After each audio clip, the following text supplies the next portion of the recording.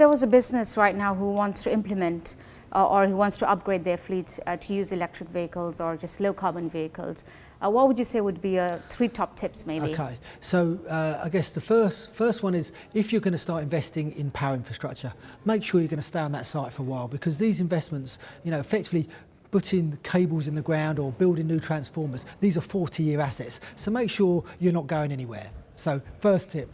Second tip, step back from just electrifying your fleet and think about your whole site. Think about any ambitions you may have around putting solar PV on the roof. Think about other forms of generation you might be thinking about over the next 5 to 10 years. We use this phrase called microgrid. So think about, am I going to have any on-site generation? How am I going to manage my demand on site? And then also think about the electrification and the infrastructure you need. I guess finally, don't think about what you want to deliver in the next 2 or 3 years. Think about your whole fleet strategy. So at this site, the maximum amount of vehicles I'm ever going to electrify, I don't know, is 30 vehicles.